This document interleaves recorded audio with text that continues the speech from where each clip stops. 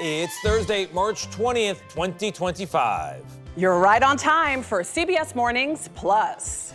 Yeah, it's done. It's bad. Around town here, it's not quite as bad, but I'm going to go home now, too. A major storm barrels through the Midwest with states covered in snow and strong winds uprooting trees. It's time for tip-off. Buckle up, folks, because the first March Madness upset could happen today. We'll reveal our brackets. Then we're talking spring cleaning for your finances. Jill Schlesinger tells us what to keep and what to can. So, were you just never gonna tell me that you saw Lottie that day? Plus, she stars in the hit series Yellow Jackets. Lauren Ambrose is here to talk about what's to come, and yes, that big cliffhanger. Maybe I'm just lucky. Lucky? We don't get to be lucky. Lucky or not? Welcome to CBS Mornings Plus. We're always lucky. We love our jobs. Yes. A lot of tough news, though, in the A block. We're going to start with some weather news. Major storm is wreaking havoc across the Midwest. Blizzard conditions across hundreds of miles, including what you see here in the state of Nebraska. Tens of thousands also lost power. And over the weekend in Texas, or rather over in Texas, Oklahoma, Arkansas, high winds as well in those states spread fires yesterday, wildfires. We've been talking about it. And outside of Chicago, winds were strong enough to uproot trees. Nicole Valdez is on the ground this morning in Highland, Indiana for us. Nicole, good morning to you. What do you see there? Tony, good morning. Those storms sending massive trees like this one crashing down on the homes, the roots now standing taller than I am. This severe storm outbreak yesterday really sent an onslaught of nasty weather all across the Midwest. Intense snow, whipping winds, severe thunderstorms, and new wildfires, all part of one colossal storm. In northwestern Indiana, just outside Chicago, severe thunderstorms blasted through neighborhoods, taking down power poles and toppling trees onto homes. Went from 0 to 100 real quick outside. Jessica Ramirez lives in Highland, where the National Weather Service warned of winds up to 70 miles an hour around 5:30 yesterday afternoon. The fierce winds raised her mother Rosie's car while she was in it. And all of a sudden I feel my car lifting up in the air and I'm screaming to my husband. The same massive storm brought blizzard conditions across parts of 6 states from Colorado to Wisconsin. In Omaha, Nebraska, winds gusted up to 75 miles an hour, creating whiteouts and near zero visibility, leaving cars stranded on the side of the highway. Pretty scary. I've been driving 23, 24 years, and that's the first I ever thought I was going to actually roll over. In Lincoln, the winter storm knocked out power to thousands of people and dumped up to 15 inches in northern Iowa. In the south, high winds spread new wildfires like this one west of Tulsa, Oklahoma. And a fire north of Houston has burnt 2,000 acres, forcing evacuations in parts of San Jacinto County. And right now it's in God's hands. There ain't nothing you can do about it but pray. Pray that your house stays okay. Now, fortunately, Jessica and her mom, Rosie, they're doing okay following those terrifying moments. But talk about a weather whiplash that the Midwest has seen. Really, we had those storms yesterday. Now we've got temperatures down in the 30s. And as you can see, the snow has already left a layer on the damage behind me. Adriana? Oh, man, that snow is hard to see, Nicole. Say hi to our CBS Chicago crew that you're with. All right, appreciate you. President Trump is escalating his attacks on the federal judge who is demanding more details about deportation flights to El Salvador after ruling against the president in this immigration case. President Trump has called for the judge's impeachment, which is also raising concerns about the rule of law and the balance of power. Scott McFarland is outside the federal courthouse in Washington. Scott, good morning. Adriana, good morning. It's the chief judge here in Washington pressing for answers about these deportations, including why his order to turn the plane around this weekend wasn't complied with. Trump administration critics and one retired federal judge say all of this is spiraling into some very dangerous territory. The simmering legal dispute over Saturday's deportation of 200-plus Venezuelan migrants risks boiling over. Judge James Boasberg granted the Department of Justice an extension until 12 p.m. today to turn over information about the flights to El Salvador. But on Wednesday, the U.S. Attorney General and the rest of the Department of Justice's top officials were defiant, accusing Boasberg of micromanaging and continuing to beat a dead horse, as Trump repeatedly blistered the judge. I don't know who the judge is, but he's radical left. And he called for Boasberg's impeachment in a social media post. Do you think we're in a crisis already? I think we are in a crisis. John Jones is a retired federal judge who's now president of Dickinson College in Pennsylvania. If court orders are disregarded, then you're in a world where judges don't matter, and you don't have the checks against the executive branch, and that, in my view, will lead to anarchy. Trump maintains he hasn't defied any court orders, and the White House press secretary defended his criticism. I would like to point out that the judges in this country are acting erroneously. We have judges who are acting as partisan activists from the bench. A CBS News review finds more than 140 federal lawsuits have been filed alleging Trump administration orders have violated the law, raising fears Trump's name-checking of the judges involved could put them at risk. I fear for the safety of my former colleagues because this is the kind of thing that foments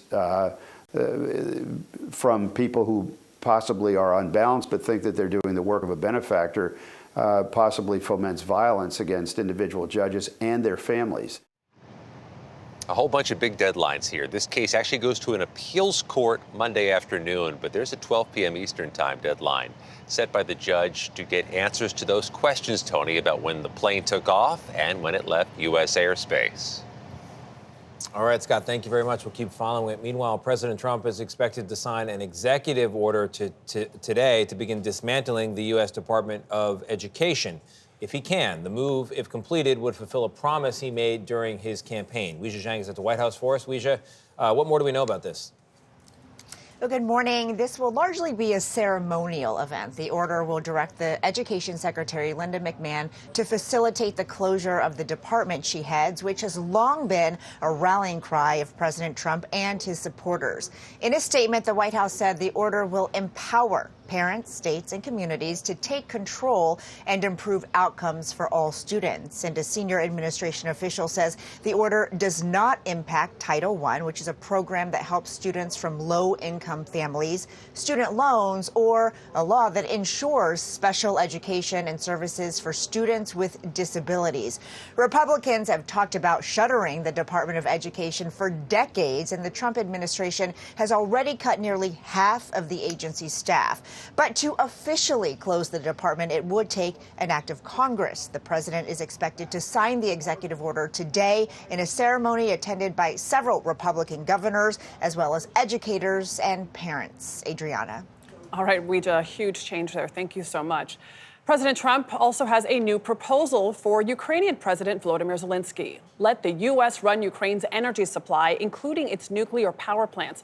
As ceasefire negotiations to end the fighting continue, the White House says, quote, American ownership of those plants would be the best protection for that infrastructure. No word yet from President Zelensky on that offer.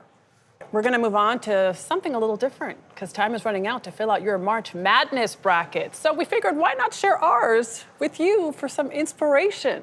But of course, we're no experts. I mean, I'm not an expert. I'm not an expert. No.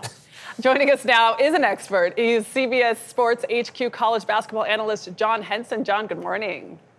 Good morning. How are you guys? We're great. Now, John, Adriana's got some, let's say, unconventional picks in her Final Four. So we're going to get to that in 1 second. You might have seen mine. I mentioned them on the earlier show, but I'll repeat them here. I'd like to get your thoughts on them. I've got Auburn versus Duke, UConn versus Tennessee, and then I've got UConn and Duke advancing to the championship, UConn besting Duke to three-peat. I know they're an 8 seed. I got confidence in Dan Hurley. What do you make of my picks?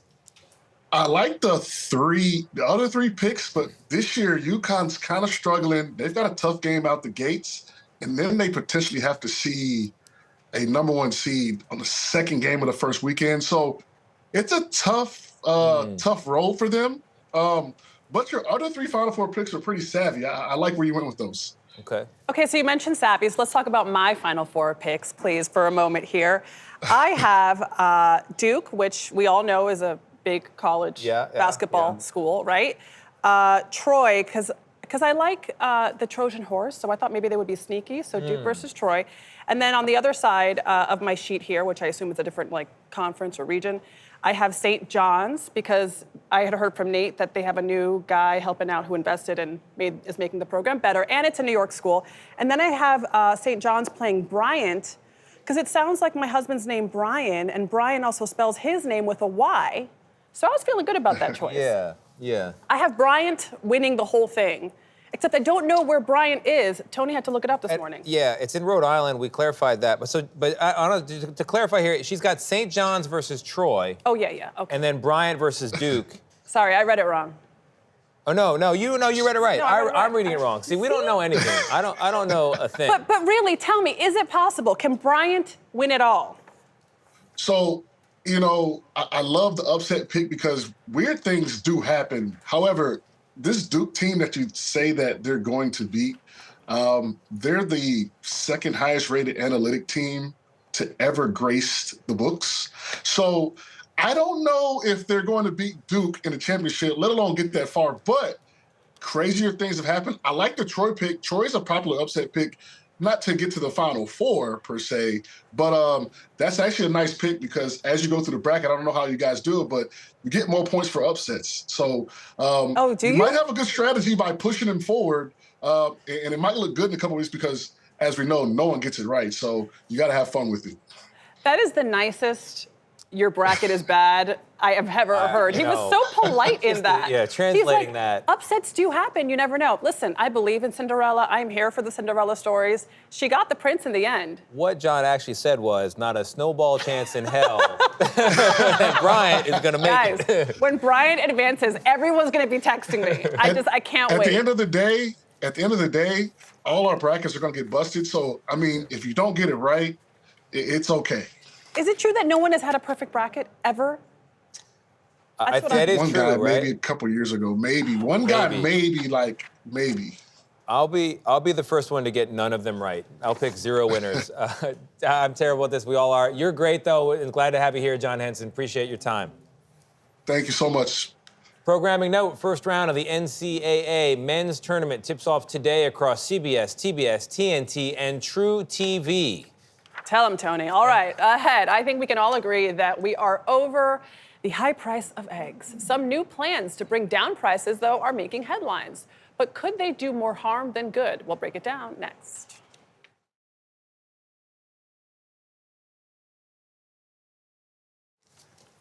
In this moment of division and polarization, there is one thing all Americans can agree on. The price of eggs are too darn high. The USDA says bird flu is to blame. In the last quarter of 2024, it's estimated more than 20 million chickens died in the epidemic. And that has cut the supply of eggs and driven up prices. That's all the supply and demand we learned about in school. Well, now the top health official in the Trump administration, Robert F. Kennedy Jr., is proposing a new approach that he says will lower prices. He wants to let bird flu run wild on farms and then see which birds survive and which ones die. In interviews, Kennedy has said this would enable people to identify and preserve the birds immune to the disease. To help us better understand these options, we are joined by CBS News medical contributor Dr. Celine Gounder, editor-at-large for public health at KFF Health News. She was also a member of the Biden-Harris Transition COVID-19 Advisory Board and is an infectious disease expert. So you are the person that we should be talking to about this. What are your thoughts on this new approach of basically letting bird flu do its thing, rip through American farms, and then see who survives? Here's the problem with that. Bird flu is 100% lethal in our poultry. Our poultry are highly inbred. There is no genetic diversity. So you're not going to have some that survive, that develop immunity, and some that die. They're all going to die. And these deaths are really quite upsetting to workers. They're really inhumane. You get these birds that are twisting their necks around, kind of like in The Exorcist. It's really horrific to watch. And it's just not the right option to achieve what we're trying to achieve. So Charles Darwin's theory of evolution, the survival of the fittest, won't work? It won't work if you don't have genetic diversity. So if they're all genetically the same, they're all going to die. What she's saying is we broke Darwin a long time ago in factory farms. So the alternative is culling. I don't really even understand how that works. How do they decide what to cull? Well, if you have infections on, within a poultry flock, they're all going to die anyway. So the idea is cull them, kill them. and to get it over with as quickly as possible. This also makes more economic sense because instead of waiting for them to die off one by one, you just get it all done with one foul swoop. And then you can decontaminate and repopulate. You can't repopulate until they've all died off, because otherwise, if you introduce new chickens into that farm, they're all just going to get reinfected. So any farms that have bird flu would just need to basically kill all the birds to have a clean slate and start over again? That's exactly right. And there's a compensation program from the USDA that's been in existence for a few years now. So they are compensated for these losses, and then they can move on. Right, to help the whole system. But RFK Jr. surely knows that there isn't genetic diversity among birds. Why would he think that this idea of letting the strong survive work? You'd have to ask him on that. Maybe he didn't take genetics in college. I don't know. Or medical school. Oh, he's not a doctor. That's right. I'd be curious to know. Okay, so when I buy chicken at the grocery store, there's all kinds of writing on the package, and one of the things is often like no antibiotics. But would antibiotics actually help in this case? Could you treat some of these birds? Well, there is discussion of using antivirals. So antibiotics are for bacteria, antivirals are for viruses. This was tried by the Chinese some 20 years ago. They used antivirals for the flu. What you ended up having was resistance developing to those antivirals. We don't use them anymore because they don't work for us anymore either. And so we have two antivirals. You may know them as Tamiflu and Xofluza. If those were used, there's no question you would just see resistance reemerge, and we would lose two of the really important tools we have to treat influenza in people. Oh, wow. Wow. So then best option, what should we be rooting for if we want lower prices for eggs at home? Well, one dirty little secret is importation of eggs is very cheap. The eggs that you would be getting from places like Mexico and so on would be a lot cheaper than what our poultry farmers can provide here. No one wants to do that because that would be really damaging to our own industry. So if you really want to protect our own industry, it means addressing things like biosecurity measures. We think that the bird flu may also be transmitted airborne, so it's not just direct contact. That would mean things like airtight barns where the animals are being kept. That's very costly. And then other measures like vaccination, not just for animals, but for people. But we're not making the progress we need to be on those fronts. On the vaccine? Well, the Biden administration signed a contract for mRNA vaccines with Moderna late in that administration. For bird flu? For bird flu. And the Trump administration is now putting that on pause, reevaluating that. But that's one of the most important tools we have because mRNA vaccines, they may not be the most effective technology, but they are the fastest to produce. Okay. And so in a pandemic, they are by far your best option. Dr. Gounder, thank you very much. Appreciate it. Time now for our morning's memory. Imagine being a former Washington official looking for what to do next, and you try race car driving. Nick Craw did exactly that a long time ago, as you can tell from this footage. He traded in his white collar for white gloves after serving for years as the director of the Peace Corps, becoming one of the best drivers in his division. Look at that. Take a look at this report from CBS 1977. There are usually several thousand amateur race drivers a day on Disney World's Grand Prix racetrack. One of those real drivers is someone you would never expect, Nick Craw, who 3 years ago was a top Washington official, the director of the Peace Corps. He is a true professional who has won more races than anyone else in the compact car division of the International Motorsports Association.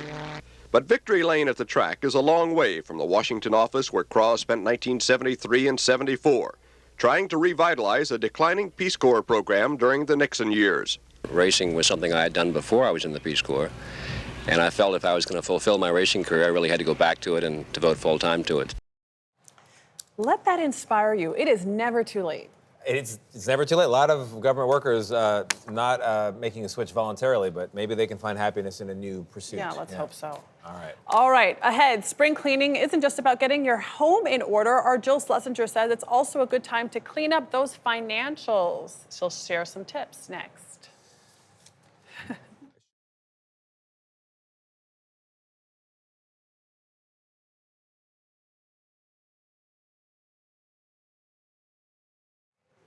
Welcome back to CBS Mornings Plus. Here are the headlines that caught our eye this morning. Greenpeace has been ordered to pay more than $660 million in damages in connection with protests against the Dakota Access Pipeline. The owners said those protests damaged property and cut revenue. Yesterday, a North Dakota jury said the environmental activist group defamed the oil firm that operates the pipeline. The oil company says Greenpeace incited the protests that began in 2016 and encouraged violence to damage its reputation. Greenpeace says they plan to appeal and told CBS News, quote, "This is the end of a chapter, but not the end of our fight." Moving on now, golfers who have won the Masters tournament are getting ready for their annual Champions Dinner on April 8th. So the tradition is that the winner from the previous year gets to choose the menu, and this year it was Scotty Scheffler who made the picks. Here's what he's teed up. So for appetizers, we've got cheeseburger sliders served Scotty style, which apparently means that they'll be served with a layer of fries inside. Okay. All right, that's pretty good. The rest of the menu is inspired by his home state of Texas, including firecracker shrimp, a hearty Texas-style chili, and a ribeye steak and blackened fish with mac and cheese and jalapeno creamed corn. I hope for dessert there's a nap, because this is a heavy, heavy meal. Reading that menu, looks like warm chocolate chip cookie for dessert, which Oh, okay. will send you right off to sleep. Then the nap. Yeah. All right, spring has sprung, and that means a lot of us are about to do some major spring cleaning around the house. But did you know it is also a great time to do a little cleanup of your finances? Here to help us out, CBS News business analyst Jill Schlesinger. Jill, good morning to you.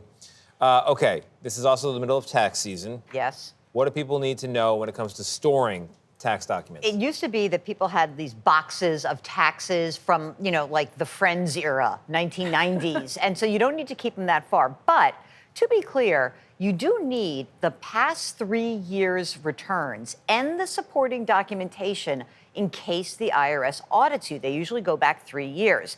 Now, the thing is, if they find something that they call like a substantial error, they can go back an additional 3 years. So for safety, 6 years of returns, doesn't have to be in a box, can be on the cloud. You can talk to, if you have a tax preparer, can you get it on disk? Is it stored electronically? 6 years with all the supporting documents just in case. Good news is that every year that rolls off, you fire up that shredder, zzz, right down, baby. It's great. I had a water heater in the basement explode, and a lot of paperwork got wet. It's not really legible. How worried should I be? Not that worried. I mean, what are you going to do? You gonna recreate it? Well, that's what I mean. You call the restaurant. I need that receipt from 2019, if you don't mind. You do your best. What about bank statements? Some people get those still in the mail. So some people have them in the mail, some people get them electronically, and usually a bank will keep statements online for a year. So that's good because you can get them. The one thing is, I will print out a statement if I think I need something for tax purposes and put that in my little file that says taxes, current year. So what am I talking about? Well, if you're the kind of person who donates, or you want to circle something and say, oh, that was something my friend was doing a bike ride and I sponsored them, print that one out. Keep it. Again, you don't have to have a bulging file of actual, statements. But if you have old ones, please get a shredder. It's a good investment. And you really can shred a lot of this stuff on the way, but you don't need a ton of stuff hanging around the house. What if you just burn it in the backyard in a big barrel? That's illegal, I think. So no. I bet you have a big shredder, Jill. I have a massive shredder. You have no idea. I look like a federal government employee right now. Okay, is there anything that you should keep forever? There is, and this is really important because I always come on here and I nudge you about getting your estate documents done, right? So a will and your power of attorney and your healthcare proxy, you keep that forever and until you update it. Social security cards, birth, death certificates. I found out when I had a marriage, the second one, I needed my divorce decree. So that's important. You need to have military discharge papers, especially if you think you're the type of person who would want to be buried in a military cemetery. Oh, wow. You need your discharge papers. You can, look, a safe deposit box is a little old school, but I think it's okay in the cloud. Fireproof safe or bag somewhere that you can keep these documents. Safe. Oh, that's yeah. smart. Although my brother-in-law is an engineer and he says nothing's that fireproof, but I think having electronic copies of these and making sure that the other people in your life have access to some of those copies. All right. Jill, big shredder. Big shredder. Thank you very Shredding much. every day. Every day I'm shredding. If you've got a money-related question that you'd like Jill to answer, send an email to askjill@cbs.com. She could answer it in an upcoming segment. Or she could print it And shred it. Your email, right there. All right, earlier today on CBS Mornings, we brought you the story of Tom Hanks' latest passion project. It's called The Moonwalkers, A Journey with Tom Hanks. It features photos and footage taken by Apollo astronauts themselves on their journeys to the moon. You can experience the 270-degree multi-screen film right now at Space Center Houston. We went, we saw it, it was amazing. So we interviewed Tom Hanks. He doesn't just love space, he's been over the moon, if I can use that space pun, about space since well before his acting career. We sat down with him along with director Chris Riley in Houston, and here's what Tom told us. Your love affair with space, did it really start when you were just a kid watching the Apollo missions? Actually, it started before that because I had a great teacher, Mrs. Castle, for second, third, and fourth grade. And she taught the Gemini space missions. She said, it is science, but it's also politics. She was like, we have to beat the Russians. She was big on that, like beating the Russians. So we would, when there was a launch, we would march over to the cafetorium where a TV was set up with rabbit ears, you know, that you would have to adjust. It was very, very glamorous to me, very, very inspiring. His memories were so amazing to just hear him recount, you know, the reasons why he loves space, the memories that he has. And that's what the film is. He basically like stitches together these incredible moments in his life that he remembers. And you feel like you're right there with him. It was awesome. And we should say Chris Riley is his co-writer, not the director, although he directs other things. Okay, so at the end of the interview, I was like, Tom, can we have a little fun here? And he was like, yeah. So watch what we did here.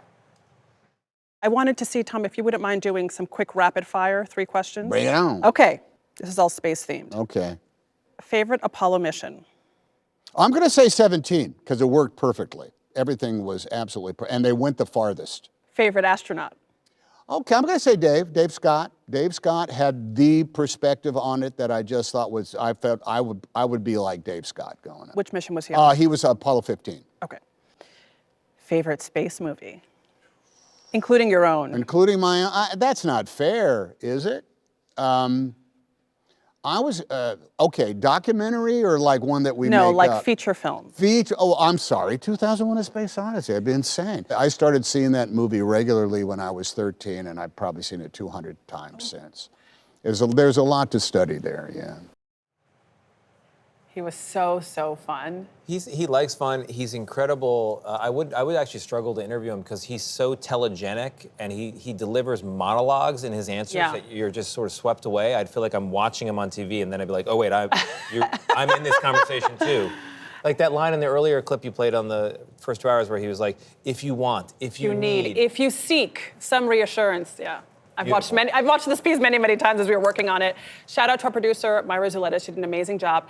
But let me tell you my favorite moment and favorite factoid from this shoot. I interviewed an astronaut who spent 200 days on the ISS. On one of her missions, she was on the way back. They were a little delayed in space. And do you know what they did while they were delayed to kill time? They watched Big? They watched Apollo 13! Oh my gosh. Apollo 13 has been seen in space, ladies and gentlemen. That's cool. Isn't that cool? I was curious if they had like streaming up there, but I'm glad that they do. There was a DVD. A DVD, the technology, laptop. imagine that. All right, ahead. Yellow Jacket star Lauren Ambrose is here to tell us about last week's game-changing cliffhanger. Stick around. Hey, Lauren.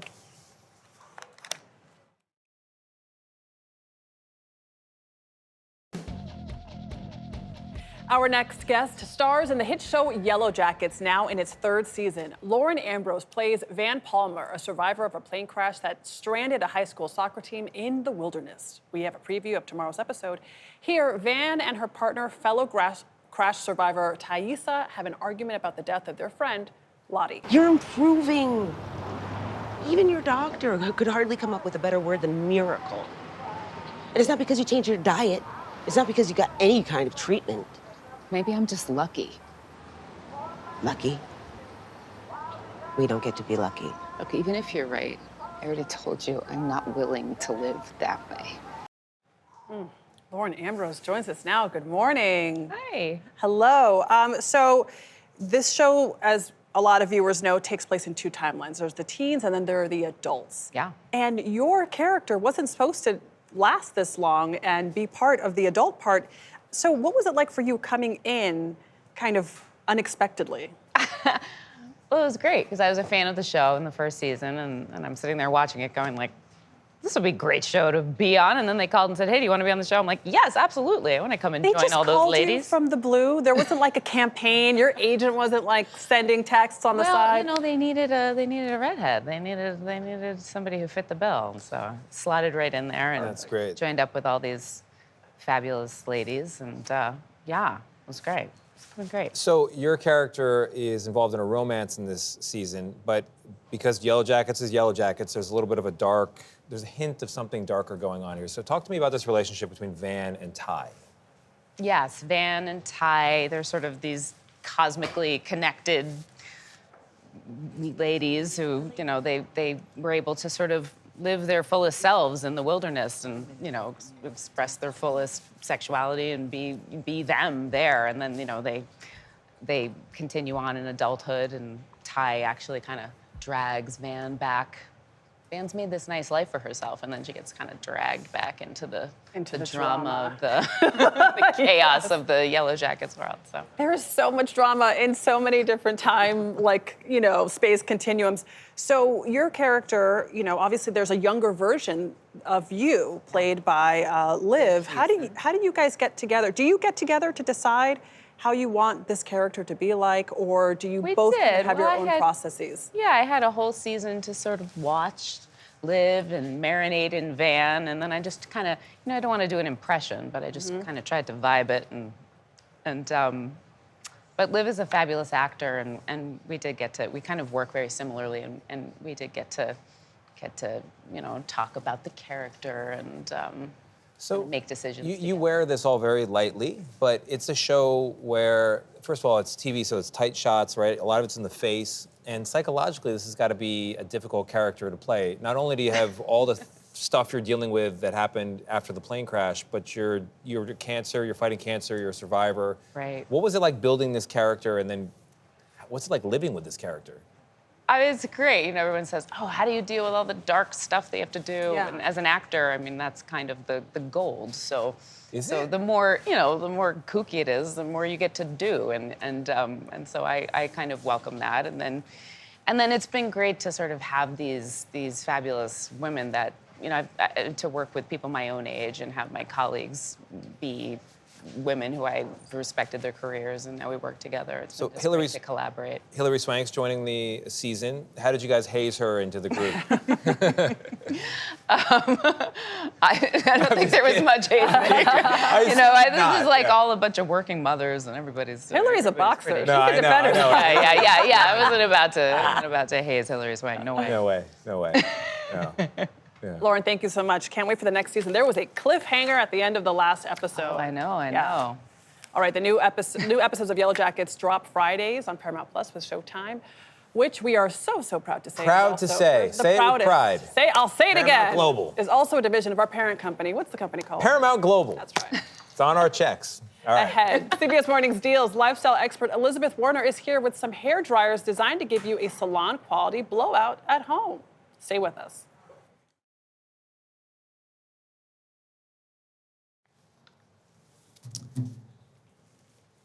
Time for CBS Mornings Deals special delivery. When we pull back, you'll see it's a mailbox. We've got several items at exclusive discounts, 80% off, up to start shopping now. Scan that QR code on your screen, upper left-hand corner, or visit cbsdeals.com. Knockings lifestyle expert Elizabeth Warner's here for more. What do we got here? Yes, all right, so we'll jump right in with an update that you didn't know you needed. This is amazing. So if you look at this mailbox, first and foremost, the capacity. 12 inches by 12 inches by 18 inches. We're getting 160 plus packages a year now. Most of them are small. They can fit inside of here. Now, you also notice the lock. If you look in the green one, actually, there might be a little something in there. But the lock, this helps prevent people from so there's the top. That's where you're going to mail letters from. Now, if you close that and then use your key and open up, you're going to see that's where your mail is. Oh, there might be something in there for you. Look at this. But you know, when people steal you got a letter. When people steal your stuff, they also get your personal information. So they can steal packages, but they can steal your letters that have that. So the lock really comes in handy. And this is made of a heavy-duty galvanized steel with the powder coating. So it's resistant to weather. It's not going to rust. And look at them. The curb appeal. I mean, it's gorgeous. Curb appeal is great. It looks great. I love this blue one. Is almost the color of my house. I fell in love with these, but the Postal Service is actually asking us to all upgrade because our current mailboxes are tiny and they don't lock, which causes problems. So right now, this is $109.99 for the mailbox. We also have posts and numbers when you head to CBS Deals. If you like a certain color, grab it now because Really those nice. colors are going to go fast. Really nice. All right, so I'm going to ask you, if you put this on, this is an actual massager for your eyes, for your temples. We are all on our screens all day. Well, doctors are reporting lots of eye fatigue, eye pain. Tell me how that feels.